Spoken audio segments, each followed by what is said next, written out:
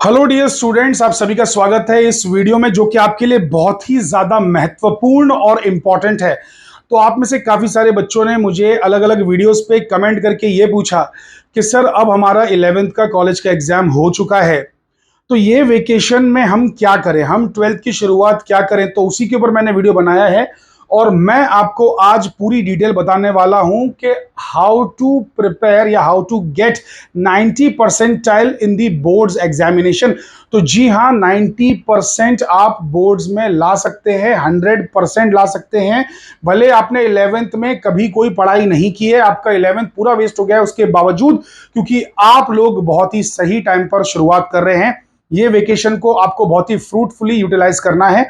आगे मैंने पूरी डिटेल्ड स्ट्रेटेजी बताई हुई है कि किस तरीके से आप बोर्ड्स में ये करके, ये सारे स्टेप्स फॉलो करके आप बोर्ड्स में 90% से ज्यादा ला सकते हैं। तो प्लीज वीडियो के एंड तक बने रहिए, स्किप मत करना। और अगर आप चैनल पे पहली बार आए हैं तो प्लीज लाइक कर दीजिए वीडियो को, चैनल को सब्सक्राइब कर दीजिए और नोटिफिकेशन आइकन को प्रेस कर दीजिए, ताकि जब जब मैं ऐसे वीडियोस जो कि इंपॉर्टेंट है आपकी जिंदगी के लिए, ये जब मैं अपलोड करूं तो आपको फटाक से मालूम पड़ जाए और कोई भी वीडियो आपसे मिस ना हो जाए। तो प्लीज सब्सक्राइब कीजिए एंड अपने दोस्तों के साथ इस वीडियो की लिंक शेयर कर दीजिए, ताकि मैक्सिमम लोगों को इस वीडियो का फायदा मिले। तो चलिए अब हम लोग स्टार्ट करते हैं बिना जरा भी वक्त गवाए। तो यहां पर मैंने आप ही के दिल की बात लिख रखी है कि 11th खत्म, अब 12th के लिए कैसे शुरुआत करें। तो आइए जानते हैं कि 12th में आपको कैसे पढ़ाई करनी है। तो आप पहली बात तो ये याद रखें कि डोंट वेस्ट योर वेकेशन। आप अगर ये सोच रहे हैं कि मैं पूरा वेकेशन वेस्ट करके, एंजॉय करके, यहां वहां घूम के, नानी के घर, दादी के घर, यहां वहां जाके पूरा बिता दूंगा, या बाइक पे घूम घूम के मैं यहां वहां केटीएम पे घूम घूम के रील्स बनाऊंगा, तो आपका 90% कभी नहीं आ सकता। आपको इस वेकेशन को बहुत ही जुडिशियसली यूज करना है, बहुत ही रिलीजियसली पढ़ाई करना है। आपको बहुत ही ज्यादा इंपॉर्टेंट है आपके लिए ये साल। ये 12th स्टैंडर्ड डिसाइड करने वाला है आपकी जिंदगी। देखिए 10th स्टैंडर्ड में तो ये डिसाइड हुआ कि भाई परसेंटेज कितना आया तो क्या फील्ड लेना है, साइंस लेना है, कॉमर्स लेना है, आर्ट्स लेना है। लेकिन अब 12th स्टैंडर्ड का परसेंटेज ये डिसाइड करेगा कि आपको किस जॉब में जाना है। आपका जॉब डिसाइड हो रहा है और जॉब से ही तो जिंदगी जुड़ी है, बिकॉज अगर जॉब नहीं होगा तो कमाएंगे क्या, खाएंगे क्या। तो बेसिकली 12th को आपको वेस्ट नहीं करना है। तो याद रखिएगा कि डोंट वेस्ट योर वेकेशंस। ये वेकेशन आपके लिए बहुत ही इंपॉर्टेंट टाइम है। अगर आप गांव जाते भी हैं तो टेक्स्ट बुक लेके जाइए, टेक्स्ट बुक लेके जाइए, अपना मोबाइल फोन, अपना हेडफोन साथ में लेके जाइए, मोबाइल फोन में रिचार्ज करके लेके जाइए, क्योंकि आपको बहुत ज्यादा जरूरत पड़ने वाली है फोन की। फोन का आपको फ्रूटफुल यूटिलाइजेशन करना है, ठीक है। तो यहां पे ध्यान से आप देखिए, so don't waste your vacation, पहली बात तो ये सबसे इंपॉर्टेंट। अब आपको वेकेशन में ये बात याद रखिए कि 6 घंटा रोज पढ़ना है। आप बोलेंगे सर 6 घंटा कैसे यार, कम से कम थोड़ा एंजॉय करने दीजिए हमको वेकेशन में। अरे बेटा, एंजॉय ही तो करते आए हो आज तक, तभी तो आपकी नाव बेपतवार के नाव की तरह चली जा रही है। जहां लहर की थपेड़े ले जा रहे हैं वहां वहां आपकी नाव मुड़ जा रही है। जहां आपको परसेंटेज घुसा दे रहा है कि भाई इतना परसेंटेज है, चलो इसमें घुस जाओ, तो वहां घुस जा रहे हो। अरे कब बनोगे आप चूजर्स? आपको चूजर्स बनना है, बैगर्स नहीं। बैगर्स के पास कोई चॉइस नहीं होती। अगर आपका परसेंटेज कम है, अगर आपके मार्क्स कम है, तो how will you choose different things? आपको अपना पसंद का जॉब कैसे मिलेगा? तो याद रखिएगा कि आपको अब मेहनत करना है, आपको कमर कस लेना है, आपको 6 घंटा रोज पढ़ाई करना है। ये किए बिना आपको सक्सेस हासिल नहीं होगी। देखो, किसी को अगर 60-70% लाना है तो उसको 6 घंटा पढ़ने की जरूरत नहीं, उसके लिए 3 घंटे काफी है। 3 घंटा पढ़ो, 60-70% 100% आएगा। 100% मैं बोल रहा हूं आपको आएगा, गारंटी दे रहा हूं आएगा। 3 घंटा अगर रोज का पढ़ते हो। बट अगर आपको 90% प्लस चाहिए तो आपको 6 घंटा रोज का पढ़ना ही होगा। There is no shortcut to success. Success के लिए कोई भी शॉर्टकट नहीं होता है। चलिए तो अगली स्लाइड पे आते हैं। यहां पर करना क्या है कि 2 घंटा फिजिक्स को रोज देना है, 1.5 घंटा केमिस्ट्री को देना है, क्योंकि कॉन्सेप्चुअली देखा जाए तो फिजिक्स थोड़ा सा ज्यादा टफ है बाकी सारी फील्ड से, आपको ये बात मालूम ही है। एंड कॉन्सेप्चुअली टफ ही नहीं, बल्कि फिजिक्स ऐसा भी है कि भाई इसमें प्रॉब्लम सॉल्व करो तो काफी टाइम चला जाता है, उसको समझने में, प्रॉब्लम को समझने में टाइम चला जाता है। तो 2 घंटा फिजिक्स को दीजिए कम से कम, 1.5 घंटा केमिस्ट्री को दीजिए। और जो बायो या मैथ्स आप पढ़ रहे हैं इस पे थोड़ा ज्यादा फोकस करिए, बिकॉज देखो बायो पे ज्यादा फोकस इसलिए करने बोल रहा हूं क्योंकि बायो बहुत स्कोरिंग है, तो इसमें आप बिल्कुल आउट ऑफ मार्क्स भी ला सकते हैं। मैथ्स के लिए 2.5 घंटा इसलिए दिया है क्योंकि मैथ्स को उतना लगेगा ही लगेगा। आप जहां 10 प्रॉब्लम सॉल्व करोगे ना, 2.5 घंटा कहां चला जाएगा आपका, आपको मालूम भी नहीं पड़ेगा। तो मैथ्स के लिए ज्यादा से ज्यादा टाइम तो देना ही पड़ेगा। बायो वालों को इसलिए ज्यादा टाइम देने बोल रहा हूं क्योंकि हो सकता है कि आगे जाके आप एंट्रेंस एग्जाम्स भी देंगे तो वहां पे बायो का वेटेज आपका ज्यादा रहेगा। चाहे आप जो है बेसिकली नीट का एग्जाम दें या कोई और एग्जाम दें जिसमें बायो भी है, तो बायो वालों को थोड़ा सा ज्यादा टाइम देना होगा बायो के लिए, ठीक है। और बायो कैसा है ना, इसका पोर्शन सबसे ज्यादा है लेकिन डिफिकल्टी लेवल सबसे कम है। तो सबसे हार्ड सब्जेक्ट सबसे कम पोर्शन, थोड़ा मीडियम सब्जेक्ट थोड़ा ज्यादा पोर्शन, इजी सब्जेक्ट बहुत ज्यादा पोर्शन। ये इजी नहीं है, ये इजी नहीं है, इसको टाइम चाहिए, ठीक है, इसको टाइम चाहिए, इसको लॉजिक चाहिए। ओके एनीवे, तो बेसिकली 2 घंटा, 1.5 घंटा, 2.5 घंटा, तो ये हो गया आपका टोटल मिला के 6 घंटा। तो ये आपको देना है रोज का। अगर आपने रोज ये नहीं दिया तो मैं आपको बता रहा हूं इस स्ट्रेटेजी का कोई फायदा नहीं, आप अपना वक्त बर्बाद कर रहे हैं बस खाली वीडियो देख के। तो इसको आपको फॉलो करना है, 6 घंटा रोज पढ़ना ही पढ़ना है, किसी भी हालत में 6 घंटा पढ़े बिना सोना नहीं है। फिर यहां पर जब आपके कॉलेज खुलेंगे, कॉलेज जब खुलेंगे तो कॉलेज खुलने के बाद सिर्फ इंग्लिश, सिर्फ हिंदी और प्रैक्टिकल्स, ये 3 चीज आपको कॉलेज में अटेंड करनी है। देखो कॉलेज में, हर कॉलेज में कुछ अच्छा पढ़ाने वाले टीचर्स होते हैं, कुछ एवरेज होते हैं, कुछ बिलो एवरेज रहते हैं। तो आप है ना वो लेक्चर्स अटेंड करिए जो आपको लगता है कि आपके काम के हैं। बिकॉज कैसा होता है ना कि मैक्सिमम कॉलेजेस में, मैं ऐसा नहीं बोल रहा हूं कि हर कॉलेज में, कुछ कॉलेज एक्सेप्शन हैं, उनके टीचर्स भी एक्सेप्शनल हैं, उनके यहां पर पढ़ाई बहुत अच्छी होती है, बट मैक्सिमम कॉलेजेस में पढ़ाई बराबर से नहीं होती है। ये सच्चाई आप लोग भी जानते हैं, टीचर्स भी जानते हैं, सभी को मालूम है।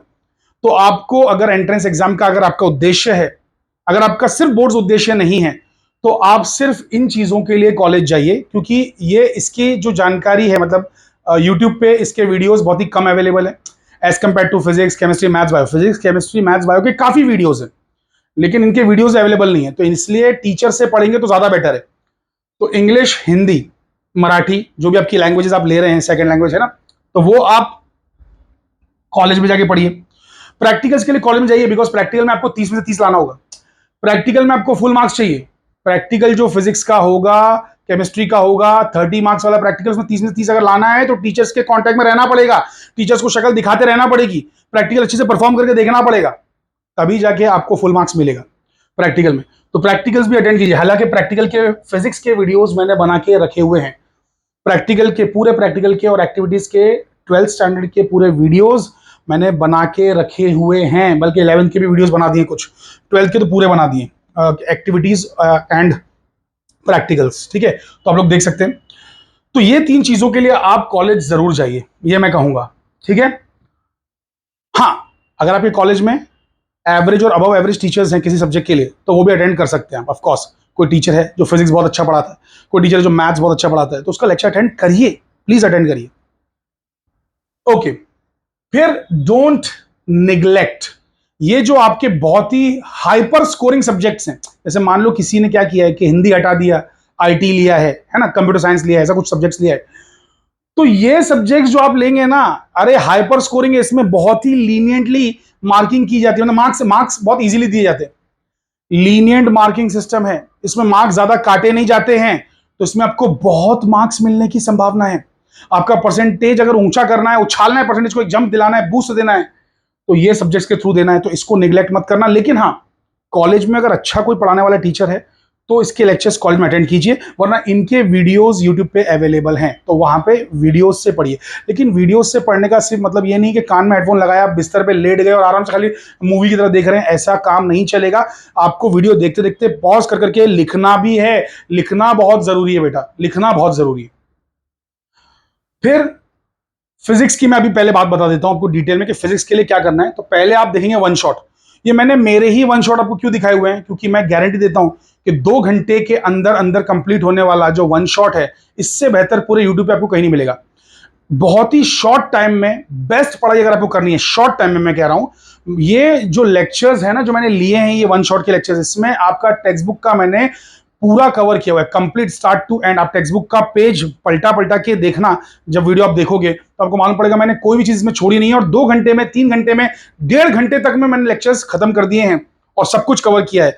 तो 2 घंटे के अंदर अंदर वाले वीडियोस में सबसे बेस्ट वीडियोस हैं पूरे यूट्यूब पे अवेलेबल, तो इन्हें जरूर देखिएगा। वन शॉट देख लीजिए। वन शॉट क्यों देखना है? क्योंकि जब हम कॉलेज जाते हैं, स्कूल जाते हैं, टीचर की बात सुनते हैं, लेक्चर में कुछ सुनते हैं, तो हमारे आंखों पे, कानों पे जब वो चीजें पड़ती हैं तो हमको एक आइडिया आता है कि हाँ ये कॉन्सेप्ट ऐसा है, इसको ऐसे समझते हैं, कॉन्सेप्ट समझ में आता है हमको। और फिर उसके बाद जब टेक्स्ट बुक खोलते हैं तो टेक्स्ट बुक समझ में आने लगती है, टेक्स्ट बुक फिर थोड़ी इजी लगने लगती है।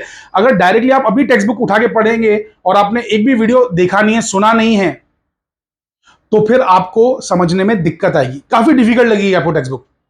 तो इसीलिए आपको एक बार ये वन शॉट देख लेना है। और ये जो प्लेलिस्ट है इसका नाम है फिजिक्स इन 16 डेज। तो one shot physics in 16 days मैंने इसकी जो प्लेलिस्ट बनाई है, 16 दिन में 16 चैप्टर खत्म। तो और क्या चाहिए आपको लाइफ में? तो इस प्लेलिस्ट को आप लोग जरूर देखिएगा। इसके पूरे 16 वीडियोस देख लीजिए। 16 चैप्टर्स हैं आपके 12th स्टैंडर्ड में, तो इस प्लेलिस्ट को जरूर देखिए। सेकंड स्टेप, टेक्स्ट बुक पढ़िए। अगर आपको सिर्फ 70-80% लाना है तो वीडियो से काम चल जाएगा। वीडियोस देख लीजिए, 70-80%, 100% आपका आ जाएगा, गारंटीड आएगा। 70-80%, 90% के लिए आपको line by line text book पढ़ना है, स्टार्ट टू एंड।